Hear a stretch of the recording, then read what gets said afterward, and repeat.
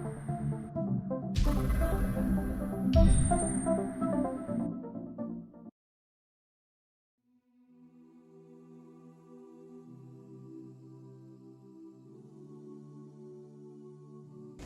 الله الرحمن الرحيم نحمده ونصلي على رسوله الكريم أما بعد السلام عليكم hurmatly cemaat. Birinciden бүткүл аламды жокчодон жараткан, ошол заттын буйругу менен таңатта күн баткан чыныгы жаратуучу Аллах Таалага чексиз мактоолор болсун. Жана пайгамбарыбызга жүрөгүбүздүн эң эле төрүнөн чыккан салаваттары жана саламдар болсун. Мактоо жана салаваттан кийин Аллах Таала сиз биздин ушул вакытка чейин кылган кыраатыбызды, окуган намазыбызды, туткан орозобузду, берген садакабызды дегеле ар бир кылган жакшы иштерибизди толугу менен кабыл кылган болсун. Ошонун негизинде пендечилик кылып, инсандык кылып, билип билбей кылган күнөөлөрүбүздүн бардыгына Аллах Таала түп тамыры менен кечирген болсун. Чындыгында Аллах Таала мээримдүүлөрдүн мээримдүүсү, Аллах Таала ырайымдуулардын ырайымдуусу, Аллах Таала кечиримдүүлөрдүн кечиримдүүсү. Аллах Таала эзелтеден бар, анын башталышы жок. Аллах Таала ары дайым болуучу, анын аягы жок. Аллах Таала тирүү, ал эч качан өлбөйт. Аллах Таала ары дайым туруучу, ал эч качан уктабайт. Аллах Таала ырыскы берүүчү, аны эч ким кайтара албайт. Аллах Субхана Таала мына ушундай улуу зат, Аллах Тааланын улуктугу чексиз. Мына ошондой Аллах Субхана Таала Кур'ан-ы Каримде Лукман сүрөсүнүн 14-аятында айтат: "Анишкурли ва ливалидайка". Албетте сени жок жерден бар кылган, сага ушундай акыл эс, өңү түс берген, кычыраган күч берген, дин берген, иман берген, жана имандын негизинде сени ушул мешитке алып келген, сен өзүңдүн Роббуңа, Аллах Таалага шүгүрчүлүк кыл. Валидайка жана ата энеңе шүгүрчүлүк кыл. Албетте урматтуу туугандар, өткөндөгү жумада эненин кадыры туурасында сөз кылганбыз. Ошону менен эле токтосок эле болот эле. Ошону менен эле амал кылып кетсек болот эле, урматтуу тууган. Бирок бүгүн дагы ошол теманы кайталамакчыбыз.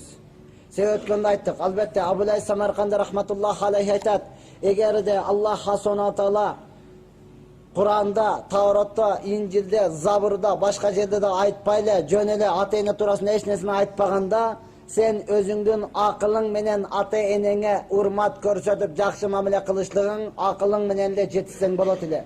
Акылың менен эле кылсаң болот эле деген. Аллах Таала эми Кур'анда дагы, Тавратта дагы, Инжилде дагы, Забурда дагы айтып атса, дагы эле эмне үчүн ата энеңе жакшылык кылбайсың? Дагы эле эмне үчүн сен ата энеңди ыйлатасың? Дагы эле эмне үчүн энеңе атаңа караганда аялыңды жогору көрөсүң? Түшүнбөгөн акмак экенсиң го дейт урматтуу тууган. Ошол туурасында эгерде кече экинчи күнү 63 жаштагы апа келип 2,5 саат мага өзүнүн көгөргөн денесин көрсөтүп ыйлабаганда, мен бул теманы эч качан кайрадан козгобойт элем урматтуу тууган. Экинчи күнү албетте пешинде окугандар күбө болдуңуздар. Ал жерде апа отурду, 63 жаштагы чачакка, аппак, денеси көк мөктө урматтуу тууган. Ал келип ыйлабаганда, ал келип өзүнүн жалгыз баласы туурасында арыз кылбаганда, мен бул маселени ошол бойдон токтотот элем. Балким бүгүнкү күнү муфтияттан келген башка маселе туурасында сөз кылмак элем. Бирок бүгүнкү күнү кайрадан ушул теманы козгогонго менде эч кандай айла калбады. Себеби ата бабабыз айтып келет: айтсаң тилиң күйөт, айтпасаң дилиң күйөт. Айтчы эми ошол көгөргөн денесин айтып ыйлаган апага ким күйөт дейт урматтуу тууган. Албетте айтпайын коеюн десең, айтсаң тилиң күйөт, жаман көрөт, айтпасаң дилиң күйөт. Аны карап туруп эч качан айтпай койгонго мүмкүн эмес. Себеби ата бабабыз айтып келген: мен адепти адепсизден үйрөндүм деген. Мен адепти адепсизден үйрөндүм деген урматтуу тууган. Мына ошондон ал бир өзгө, ошонун баласы балким бизге адепти үйрөтүп кетер. Аллах Субхана Таала Кур'ан-ы Каримде Лукман сүрөсүндө айтат: "Анишкурли ва ливалидайка", сен мага жана ата энеңе шүгүрчүлүк кыл. Аллахка Таалага шүгүрчүлүк кылуу 5 вакыт намазды окуу урматтуу тууган. Алла жаратты, ага шүгүрчүлүк кылуу 5 вакыт намазды калтырбай окушлук, бул Аллага болгон шүгүрчүлүк. Жөн эле окуп айтып эле Кудайга шүгүр, өзүм карап алган, мен жүрөгүм таза. Буйрса окуйбуз да, бул шүгүрчүлүк эмес. Эми урматтуу тууган, демек Аллах Субхана Таала ушул 5 вакыт намаздын шүгүрчүлүк кабыл болот. Ата энеңе шүгүрчүлүк кылсаң, ата энеңе шүгүрчүлүк кылуу 5 вакыт ага дуа кылыштык урматтуу тууган. Кандай дуа кылыш керек? Аллах Субхана өзү Кур'анда айтат: "Раббирхамхума кама раббияни сагира". Allah'ım, mağa ata-enem kiçinemde kanday mehrimdүүлүk kılıp çoğoytkon bolsa, ata-eneme oşonday mehrimdүүлүk kılgın dep dua kılışlık, bul ata-enenin şükürçülügü. 63 yaştagı apa keldi. Ya Allah, ıylayt. Жалгыз баласы бар екен, 2 кызы бар екен. Денесі ушул жагы көк мөктө урматтуу турган. Бул кайтып кеткени дейт. Өзү врач болуп, доктор болуп иштейт экен. Бул ошол сүйтөп турган нерсени сүйтүп кайтып кеткени дейт. Аялы өзү 79-жылгы бала экен. Аялы 91-жылгы кыз экен. Ошол жаш кыз кетип калат. Ошол кетип калбасын деп ошонун не десе ошону кылат экен да урматтуу турган. Ата бабабыз айтып келген. Бул деген сөз ажыраш деген эмес, түшүнүктүбү? Ата бабабыз айтып келген. Катын жолдо бала белде деген, түшүнүктүбү? Кетсе кете берсин. Энеңдин дуасын ал. Энеңе жакшы кызмат кыл. Или бой кыз өзү келет урматтуу тургансаңачы. Энеңдин дуасын алсаң, энеңди ыраазы кыла турган болсоң, энеңди сыйласаң, урматтасаң, андан дагы жаш кыздарды келет саңа. Өзү келет. Мени алчы депчи. Эгер энени ушул бойдон ыйлатып өткөрдүңбү, эртең күнү ошондой жаш кыздардан жашап кор болуп өтөсүң да. Кор болуп өтөсүң. Я Алла. Ыйлаганына мен чыдай алган жокмун. Айттым, апа дедим, ошо сиздин ушундай көк ала кылган үйүңүзгө барайын, балаңызды көрөйүнчү кандай адам ал. Кандай адам мен көрөйүнчү ошону. Макул келгенде чакырып, Чапаева менен Гагаринада турат экен, кесилишинде. Кечинде чакырды, бардым, өз көзүм менен көрдүм. Намаз окуган эле. Сакалы бар эле. Жигит. Энеси ошо жерде жатып, дагы 2 саат ыйлады. Балам мен ушундай кылды, балам мындай кылды, балам мындай кылды. Айтсын, эгер мен ката болсом, айтсын, молдоке сиз айтып бериң, мен кайрадан өзүмдү оңдойын дейт да энечи. 60 жаштагы мен өзүмдү кайра оңдойын. Балам туура эмес кылдың апа деп айткан болсо, сиз шариатта ушундай туура апа, сиз туура эмес кылып аткан, айтың, мен өзүмдү оңдойын балам үчүн дейт. Баласынан сурадым, апаңдын айтканы туурабы? Же жөн эле кошуп салдыбы? Десем, сыртка чыгып өзүнчө сүйлөшөйлү дейт. Апа андан 5 бетер ыйлайт да. Балам, экөөбүздүн ортобузда жашырган сыры барбы дейт. Экөөбүздүн ортобузда жашырган сыр барбы? Айт, мен туура болбосом айт дейт. Ал айтат, сыртка чыгып сүйлөшөйлү дейт. Я Аллах, Аллах Субхана таала албетте айтканбыз, эненин даражасын атадан 3 эсе жогору койгон. Эне наразы, Алла наразы. Ата энең наразы, Алла наразы. Сенин ибадатың, сенин берген садакаң, жакшылыгың эч кандай кабыл болбойт. Балам үчүн 2 этаж үй бар экен, балам үчүн деп ушул үйдү салдым. Жетелеген малы жок, кылган иши жок. Эртең кетип калсам бирөөгө кор болбосун деп тияктан квартира алдым дейт, домдончу. Ошону квартираны киргизип акчасын ушуларга иштетейин десем, жок, соопчулук үчүн деп бир адамды киргизип коюптур дейт. Бул кыйналып атат соопчулук. Ал кыйналат, мен кыйналбаймынбы деп ыйлайт да энечи.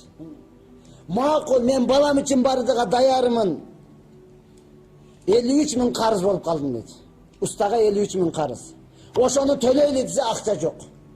Эми баласынын кичине кызы бар экен, ушуну детсадка беребиз деп эртең менен саат 7-де чыгып кеткен да аялы мененчи. Жок, ошо менен кечки саат 7-де келди дейт. Каякта жүрдүңөр, эмне болду? Балага кийимдерди алдык, детсадка мындай керек экен, ошону дейт. Акчаны каяктан таптыңар? Эми бала дегенде табылат да. Эне дегенде табылбайбы акча? Эми эне көп сүйлөнө өрбөңчү, карыганда жаман сүйлөнүп атасыз. Мен дагы тынч жашайынбы? Көрсө, эне айтат, айып менин келинимде эмес экен, менин баламда экен дейт. Айып менин баламда экен. Мен келиниме айттым дейт, келин, экөөбүз жакшы болсок, экөөбүз үйдү таза кармасак, бала ортодо кыпчылбайт, бала ортодо кыйналбайт. Кел, мынаны жуайлы, шыпырайлы десе, баласы айтат экен, эмне мен үйлөнүштөн алдыңар, экөөбүз ынтымак белек дейт экен да. Энесиге карапчы. Мен үйлөнүштөн алдыңар, экөөбүз ынтымак белек, үйлөнүштөн мурда эле ушинтип согушуп жүргөнбүз, урушуп жүргөнбүз деп. Ошонусуна чыдабай кетип барып баламды чачтан алдым дейт.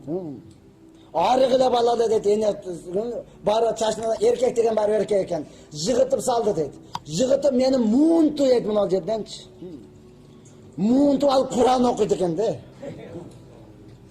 Ne gelse sizde cin var dep muuntadı eken. Balam ölüp kalam dem jetpey jetat kolungda al dese ayal aydat eken terezelerdi açıp koy demir şamal kirip dursun. Sizde cin var.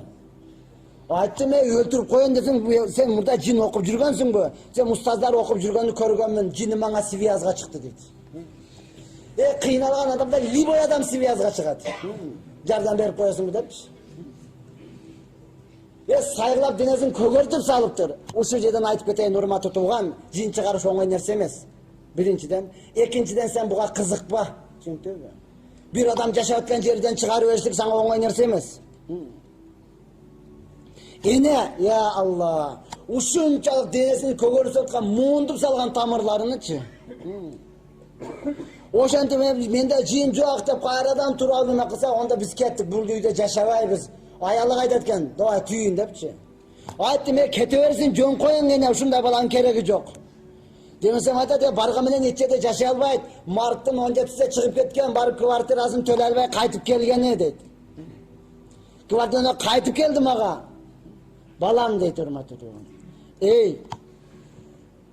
Erkek, enenden duasını al, kargışka kalba. Ene narazı, Allah narazı. Ölüp kese beyişke kira albaysın. Ölüp kese beyişke kira albaysın. Okugan namazın kılgan soğun bir özü daha kabul emez. Kabul emez hurmatlı tuğan. Allah özünü ayt odat. Allah hazada 3 hüküm bergen. 3 hükümden kabul boluşuna 3 nerseni şart kılıp koygun. Allah hasonatala oşol ne kılan 5 vakit namazın ne oluşu için, kabul boluş için ata-enene şükürçülük dua kılışın gerek. Anan kabul bola turmatı tuğan. Bolboson yok. Oşontan enene. Peygamber sallallahu aleyhi ve sellem'ga bir adam geldi. Gelip durup aytat, Allah'ın elçisi, menin enem qarıp kalgan. Menin enem qarıp kalgan, özünün kolu menen jey albayt. Özü eşke çıkıp kire albayt. Özü kiyimini kiye albayt. Men ağa jederem, içirem, şımını bardığın tayarlayımın, bardı kiyimlerin özüm oynama kötörüp жүрем. Men enemden ak sütünü aktadım mı? Dediler Peygamber dedi, yok, 100'den birini de aktagan joksun dedi. 100'den birini aktagan joksun. Biroq hakikatta жақсы iş kıldın, sen uşunday kichine kılıp koysan Allah Taala sana köp soğup beret, dağın ulanta bergen dedi. Düşündün mü? Sen kichine iş kıldın, 100'den birinde aktagan öte kichine kıldın, biroq Allah Azza uşunu köpötüp beret, sen dağın жақсы işinde ulanta bergen, Allah Taala az nesege köp kılıp beret dedi. Oşontan enendin sözünü İbn Umar razıyallahu anh aytat. Bir adam enesini moynuga kötörüp alıp Mekke'ni tavaf kılıp жүрөт. Isık 60 gradus ısıkta. Al yerde birödü kötörüş arı tursun, özüңdü karagın kelbeydi. Çünkü özüңdü karagın taşlap koyasın, el menen de keteveresin ortadaçı. Çünkü özüm ölüp kalayın desin, şunçalık günüsünden avaç etmeydi, jaş bolsоң dagı. Çünkü taşlap koyasın, el menen de ketever, kolun düşün deyip keteveresin, jet olganda çıkıp ketesin ayağaçı. Oşol yerde enesini kötörüp ırıdap жүрөт. İnni laha ba'iruha muzallal. In uz'irat rikabuha lan uz'ar. Albatta men enemden korgolgon tösümün. Adamdardın tösü çarçası dağı men enem üçün hiç kaçan çarçabaymın. Ene oylonboy жүрөберіңiz. Men siz üçün dayarmın dep tavafты kılıp büttü. Bütkenden keyin İbn Umar razıyallahu anh'ın balası aytdı. Gördün mü men enemden ak sütünü aktadım degende aytkan belasını da aktagan joksun degen. Düşündün mü? Sen uşunça çarçap kıynasında enen töröşten aldыңкы 10 tolagan bir özünü de aktagan joksun dedi hurmatlı tuğan. Oşantan keçe aytkanmın. Ya Allah, ene atadan 3 есе darajası jogorу. Birincisi boyuda bütkөндүгү kıynalgandığı. Düşündün mü? Boyaga büttün, anın jaşoosу özgördü. Al kusa başladı, bir nese jegizi kele başladı. Ataң alıp kelmese jok. Düşündün mü? Çıda dep koyot. Düşündün mü? Tayaktan tağıp gelen men, jindisin mi dep koyot. Al kança jedi, makı dep izep tağıp gele jedi, al bolbay kayradan kus diyenen. Oşanti eptemne 9 ay kötörüdü. Emi 9 ay kötörüp bul çıkış gerek, çıkışın gerek bul dünyaya. Düşündün mü? Чыгарда жаны чыккыдай болуп бакыратты. Атаң чыдай алган эмес, жанында тура алган эмес. Атаң ошондо Ясын сүрөтүн окуп сага жардам бериши керек эле. Бул дүйнөгө чыгышың үчүн, түшүндүңбү? Жок, качып чыгып кетти, урматтуу тууган. Көрбөйүн да күйбөйүн дегенсипчи. Эне ушунчалык, ошондон эне, я Алла, быйыл 4 айдын ичинде эле 23 адам каза болду. Түшүндүңбү? 12-16 жылдан азыркы жыл боюнча төрөттөн 23 аял кетти өлүмгө. Кыргызстан боюнча. Түшүндүңбү? Дагы 4 ай, январь, февраль, март, апрель, май 4 айдын ичинде 23 аял кетти өлүмгө, урматтуу тууган. Шахит кетти. Сен энең дагы ошондой өлүм төшөгүндө жатып сени төрөгөн. Экинчи дара. Үчүнчүсү төрө эле болду, бүттү деген жок. Сен дагы айванга окшой эле сразу басып кеткен жоксуң, жаттың ыйлап коюп.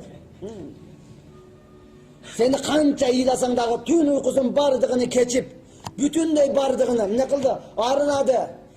Seni emizip atsa dağı balam çoğunsa büröge köz karandı bolup kalbasın, bürödön suranıp kalbasın dep enen jaşlığında uğtatıp koyup jumuşka çurkap barat. İladısı kayra kelet emizip kayra balgıca şefiden sөгүş eşitет. Kayakta jurdun iştesen normal iştebeysin be. Balam da emizip geldiğinde balam olsa joğalçı gün bol iştebe bul jerde. Keçiresi emi ekinci kaytalanbay dep kança kor boldu enen. Sen üçün kança adamdan sөгүş eşitti. Sen üçün kança akçasını alalbay kaldı emizip geleyin dep. Emi çoğun oyalı özünçele torap kalgандай bolbo urmаттуу tууган. Eneң sen üçün oşonça kor boldu. Oşonça erkekten sөгүş eşitti. Ataң sökpөгөндү başka bir çoğuçun erkekler sökkön. Mına oşentip bana çoğun öttü. Emizdi ona. Uşunun sebeden ataңdan 3 есе ene darajасы jogorу турат. Oşontan urmаттуу tуугандар, eneni ыйлатпа. Түшүндүңбү? Eneni ыйлатпа. Баланы макул dedim, çıkıp özünçe süйлөшели. Özünçe çıkıp süйлөштүк. Süйлөсөң, enem adiletsiz. Atamdı karabayt. Döydür. Ahmak. Kanday söz açış gerek anan bugaçı? Ne deş gerek anan? Keçirim sura. Desem yenesinden keçirim sura eti. Tekever. Hayvan. Katından kayda kuyuga 5 yolu keçirim sura eti. Keçirip koy enem düşünbey jatat. Keçirip koy özüm enemle süйлөшүп koyam. Keçirip koy enemde özüm tınçtam. Kişinin savırı kılıp koy ona mananda kılavuz.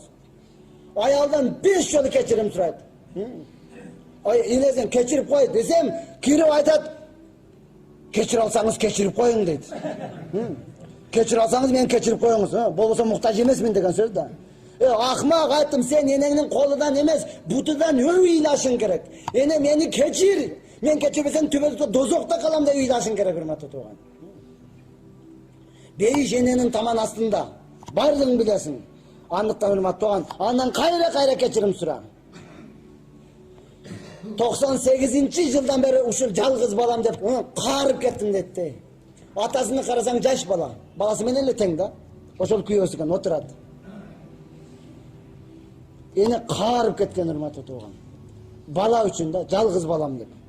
Энди мен бул жерде мага тынчтык жок. Мен баламдын бетин кантип караймын деди. Мен кетем деди үйдөнчү. Россияда кызым бар, ошол жака кетем деди. Bala işi daha çok da kessen ketever degen deyçi. Enеңди үйүңдөн кууп чыгып, ya Allah. Albatta жаш болсом дагы Аллах Хасанда көп нерсени көрсөттү. 2006-жылы өзгөндөн көрдүм эле бул акыя. Мындан дагы страшный окуянычы. Энесини 20 миңге карыз кылып койгон.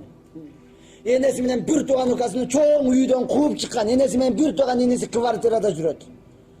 Өзү аялынан кууп берген жалгыз үйдө жүрөт да, мен Кудайга жакынмын. Мен мектепте мугалиммин. Ne der sabak veresin muhtarda? Enең sana karz emez, sen ömür boyu karızsın. Ata enең seni kul mına deyip satı vergenge hukuku var urmаттуу tууган. Mına kul, benim balam özümde satı vergenge hukuku var şariat boyunca. Tura zakanda şariat boyunca hukuku var. Mınanı satan men kimin kalasın deyip. Satı vergenge hukuku var urmаттуу tууган. Sen ata enеңe karız, ata enең sana ömür boyu sen karızsın ata enеңe. Hiç kaçan töle albaysın. Anlıktan urmаттуу tууган, albatta siz biz tereң ойлонойлу. ата-энени көп ыйлатпайлы. Дуасын алайлы. Өзгөчө энени. Бул бир эле окуяны көрдүк. Канча бар арабызда отурган, Аялым кетип калат, эмне кылам? Я Алла. Уялбай сураганыңа мен баа берем да менчи. Ата-энең менен жашабай мен чыгып кете берели деп атат. Ата-энем карып калган, ортодо бала бар. Сенин дагы ата-энең бала бар деп ошондой кыйынчылык менен чоңойтту. Түшүндүңбү? Ошондон ата-энеңдин дуасын алсаң, эки дүйнөдө да кор болбойсуң. Ата-энеңди ыйлаттыңбы, эки дүйнөдө да оңолбойсуң, урматтуу тууган. Баласы өзү айтып атат. Ишке барсам жумушка албайт. Түзүнө кара, көрүп туруп коркосуң баласын түздөн. Түшүндүңбү? Энесин ошондой кылганда любой адамды өлтүрүп кетет деп коркосуң аны. Эч бир жумушка сен мен кызыл менен бүт. Ата-энең наразыбы? Эч жерде иштей албайсың сен. Иштеген менен тапканыңда береке дагы жок. Эч нерсе жетишпейт. Өмүр бою жетишпей өтөсүң, урматтуу. Миң илимдүү бол, миң алым бол, миң ученый бол, кызыл менен бүтүп сал, дипломат бол. Ата-энең наразыбы? Эч жерде иштей албайсың. Эч жерге батпайсың, урматтуу. Эч кимге жакпайсың. Макул, урматтуу, албетте, бардыгыбыз ата болдук. Түшүндүңбү? Көпчүлүгүбүз ата болдук. Эми атанын эртең балаңдан ошондой көрүп калбаш үчүн эмне кыл? Балаңды, албетте ата-энеде дагы айып бар дегенибиз менен, бирок баары даражасы жогору турат. Эгер ата-энең кафыр болсо дагы, ата-энең христиан болсо дагы, ата-энең атеист болуп калган, Кудайың жок десе дагы, ага Аллах Таала Кур'ан-ы Каримде ошол эле Лукман сүрөсүнүн 15-аятында Аллах Таала айтат: "Ва сахибухума фид-дунья ма'руфа." Сен ата-энеңе дүйнөдө жакшы мамиледе шериктеш болгон дейт. Кафыр ата-энең түшүнбөйт динди. Түшүндүңбү? Ошондой болсо да Алла айтат, ал ата-энең даражасы жогортат, дүйнөдө жакшы иштерде шериктеш болгон. Анын тафсиринде айтат, дүйнөдө кандай ачка калдыбы, тамак ашын алып келип бери дейт.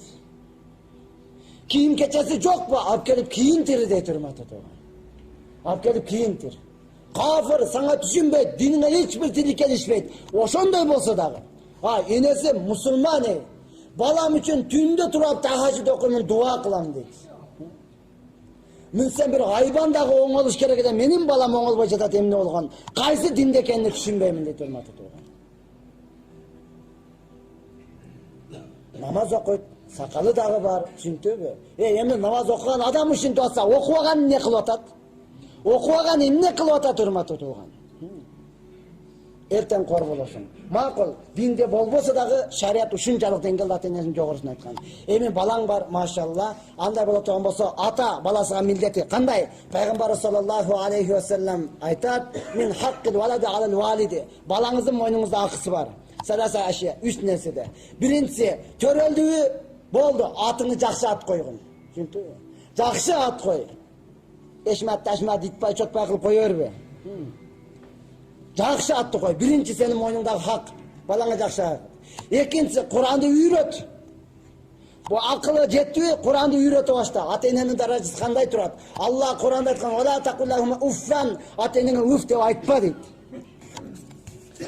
Ата бабабыз айтып келген. Ахмак көзүнөн билинет, болбосо сөзүнөн билинет депчи. Апа айтат, баламдын көзүнөн корком дейт. Ар бир сүйлөсө баласы ушундай карап турат да. Кудум эле көзүдө окуса атып салгыдайчы. Тарзат эле өтүрүп койсо. Ахмак сөзүнөн билинет, болбосо көзүнөн билинет. Түшүндүңбү? Ата-энеңе атып алайып карап, ары турсун. Уф деп айтпа. Түшүндүңбү? Ата-энеңе ар бир жылмайып караганың кабыл болгон ажы менен умуран соо берилет. Бул жөнөкөй адам эмес. Ата-энеңе бар жылмайып, ата кандайсыз? Апа кандайсыз? Жылмайып карап кой, ичиңе эшек өлүп калган. Түшүндүңбү? Карап кой жылмайып, кабыл болгон ажынын соо берилет, урматтуу тууган. Баланын атага болгон акысы, ата-энең эмне кыл, карыдыбы? Туура, жаш баланын кейпин кийип калат. Сенден жаңылык сурайт, урматтуу тууган. Ата-энең кимиси карыдыбы? Бар дагы жаңылыкты айта бер. Көргөн билгениңди айта бер ата-энеңе. Тааныбайсыз да сиз, жөнө туруңчу. Сен тааныбаганда дагы айткан. Түшүндүңбү? Ата бул эмне? Бул китеп. Ата бул китеп балам. Ата бул 1000 жолу сурасаң 1000 жолу айткан сага китеп. Тааныбайсың, болду, жөнө тур деген эмес. Чоңойсоң өзүң билип аласың деген эмес, урматтуу тууган. Ата-энең айт, тааныбы, тааныбайбы айт. Ой, Эшмат деген досум бар да манандай кылды, экөөбүз бияка бардык, ана манандай болду. Эми мындай кылабыз, эми мындай кылабыз. Бүтүндөй жакшы нерсени айткын, урматтуу тууган. Карызыңды айтпа ата-энеңе. Кыйналганыңды айтпа ата-энеңе. Мусапыр болмойнча мусулман болбойсуң дейт. Түшүндүңбү? Мусапыр болгонуңда анан ата-энеңдин кадырын билет элең да. Окуп жүргөн учурубузда 3 күнгө бирөө биз менен кошо даватка чыгып калды. Кичине эле сүйлөсөм ыйлайт, мен окуучумун. Кичине эле сүйлөсөм ыйлайт. Таң калдым, мен Кудайга тоба кылдым. Мен ушундай таасирлүү сүйлөп атам да. 3 күн ыйлады де. 3 күн ыйлады. Акырында үчө жөнөгөдө барып сурадым анан. Не болду десем, ошол айтат да, дамыла туура айтасыз. Мусапыр болмойнча мусулман болбойт экенсиң. Мен корутуктун бардыгына Россияга барып кече келдим дейт. Көрүп келдим, эптеп өлбөй Кыргызстанга жетсем сөзсүз даватка чыгам деп чыктым дейт. Келдим дейт. Корутуктун бардыгын ошол жакта көрдүм дейт. Жакын досум чакырып алды, барсам жок, аткылычон. Ата-энемдин кадырын ошол жерде билдим. Ыйладым дейт, я Алла, эсен-аман Кыргызстанга кайра жеткир. Өлбөй жетиши менен ошол заматта даватка чыгам дедим. Келгенде кече болду дейт. Чыгып келип эле даватка келдим дейт. Ошол жерде барды, ал жерде Ташкилге 4 айга келди, ошол жерден 4 айга кетип калды. Мен өлбөй келгениме шүгүр, ата-энемдин көзүнө көргөнүмө шүгүр дейт. Өлүп каламбы деп өлө корктум эле дейт. Ошондой урматтуу тууган, ата-энеңе эмне кылгын толугун. Эми бала эмне кылсын? Куранды үйрөт балаңа. Экинчи ата-ана кызы. Үчүнчүсү жакшы бойго жетүү, жакшы аялды тандап алып бер. Бойдоктор, кулагыңа кулак сырга, алтын сырга. Үйлөнүштөн алдың ата-энең менен кеңеш. Түшүндүңбү? Мүмкүн болушунча кыйналбай жашайм дейсиңби? Ата-энең таап бергенди ал. Ата-энең таап бергенди ал, урматтуу тууган. Эне айтат, мен кыз таптым, кел алып берейин, шуну, мана макул деп атат. Десем балам келген жок дейт. Мен таптым, кел деди, эне башы менен мен келдим, алган катыны мына ушул дейт, урматтуу тууган. Мына ушул дейт. Ошондуктан, албетте, өтө акылдуу энелер бар. Мен энем өзү айтат. 5 бир тууган, 6 бир тууганбыз, 5 ұл 1 кыз. Энем айтат. Бардыгы айтып келди, биз дагы ошентип үйлөдү. Өзүң тандап ал, өзүң башкар. Мага бир нерсени мойнуңду жүлүп алам дейт. Таап бериң, өлүп кетсе таппайт. Түшүндүңбү? Бул дагы акылдуулуктун бир белгиси. Мен таап берсем дейт, сага Куда берет дейт. Өзүң таап алып бергениң, башкарып ал деп сен жата берсең. Ана мен келмен урушуп жүрөр эмби өмүр бою. Сен өзүң тандап ал, мен сени урушам, келин бир нерсе кылсам, мойнумду жүлүп алам дейт. Билесиң, мен наразы кылсаң түбөлкө дозокто каласың. Кечирип кой. Акыйкатта наразы кылсаң түбөлкө дозокто каласың. Эч качан эмне кыласың, оңбойсуң, урматтуу тууган. Акылдуу ата-эне. Болсам айт, өзүң ал, өзүң башка. Бир не десе мойнуң жүлүп алам, айт. Албетте, жакшы кыз алып беришлик бул ата-эненин милдети. Түшүндүңбү? Ата-эненин милдети. Жакшы жерден алып беришлик. Я Алла, эме караңыз, урматтуу тууган, албетте бизге тарых күбө. Абулейс Самарканди рахматуллах алейхи айтат, Абу Хафс өтө чоң, бул дагы Самарканда болгон алым, ушуга күндөрдүн бир күндө бир адам келип туруп арызданды. Менин балам урду, мени өтө оорутtu, көгөртүп салды. Дегенде Абу Хафс таң калды, субханалла. Чын элеби? Бала дагы ата-энени урабы? Бала атага кантип колу көтөрдү? Кантип жер бетинде басып жүрөт? Чакырчы балаңды. Баласын чакырды. Айтты, эмне үчүн атаңды урдуң? Билбейм деди, алдында турган бир койдум деди. Сага талим бергенби, Куран үйрөткөнбү? Жок, үйрөткөн эмес. Үйрөткөнбүсүз? Атасы дагы жок деди. Неге? Кол тийбейт, бизде иш көп. Дыйканчылык кылыш керек. Эгин зарга малды айдап барат. Дегенде Абу Хафс айтты атасына, анда мени кечирип коюңуз деди. Балаңыз эртең менен жумушка жөнөсө, чайын жап, эшегин минсе, колуга таягын алса, уюну айдаса, итин ээрчисе, түшүндүңбү? Окуйн десе, Кураны болбосо, зерикти, шундай көргөндө сиз көрүндүңүз, уй экенде бир уруп бүтөт. Сиз да уй экенде өрөлүп туруп. Эми сиз шүгүрчүлүк кылыңыз, башыңызды жарып койбогонуга шүгүрчүлүк кылыңыз деди. Ооруса ооруп кала берсин деди. Түшүндүңбү? Ооруса ооруп кала берсин деди. Так, Sabit Bunani rahmatullahi da aytat, bir adam özünün atasını vurup жатқан көчөдө, урганда көчөдөгү балдардын, адамдардын бардыгы таң калды. Махаза. Эй, уялбайсыңбы? Көчөгө алып чыгып атаңды урасыңбы? Башың барбы? Сен кандай эмне деген баласың? Десе атасы өзү айтат. Халлу анху фа инни кунта азрибу аби фи хазал мауза. Жөн коюңуздар, жөн коюңуздар. Себеби мен атамды ушул жерде урган элем дейт. Атамды алып чыгып мен дагы эл жогу да алып жерде. Ушул жерде урганмын, эми балам мени ушул жерде уруп атат, менин эч кандай арыз муңум жок дейт.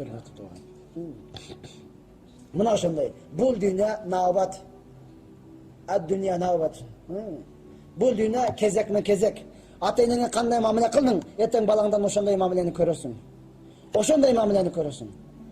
Ошондон урматтаган, менин балдарым мондай кылбайт, баласы кылбайбы? Ата-энең дагы сени ошончо оңойтат, мен балам мондай кылбайт деп, түшүндүңбү?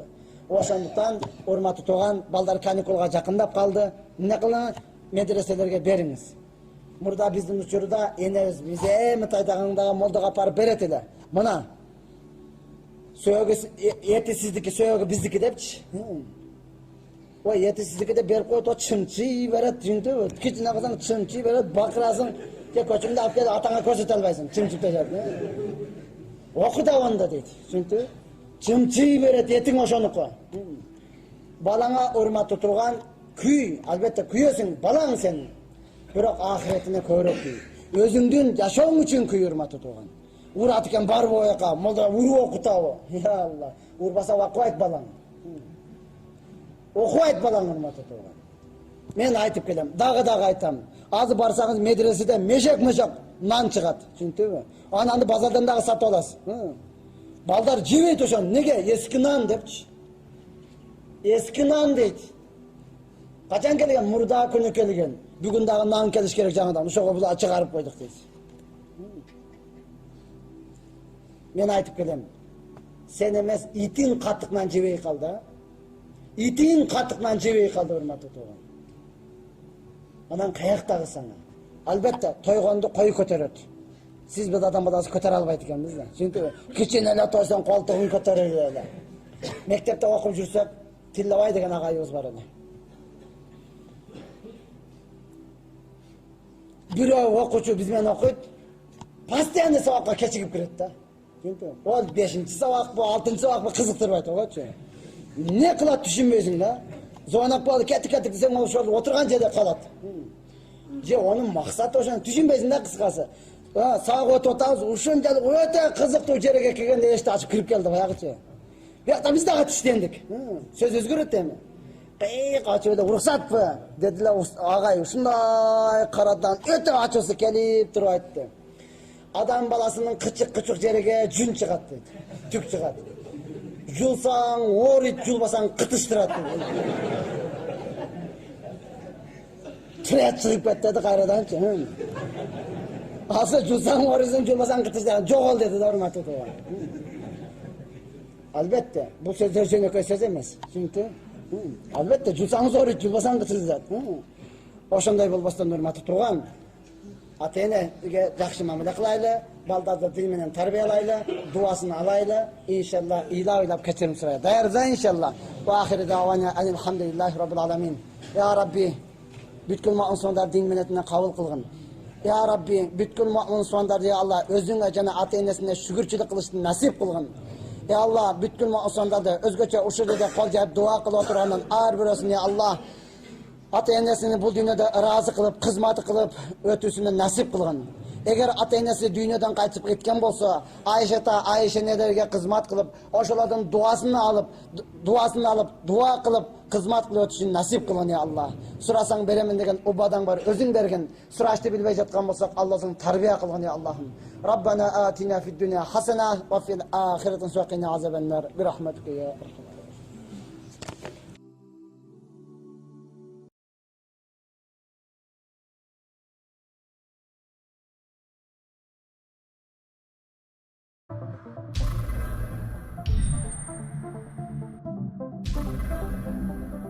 Thank you.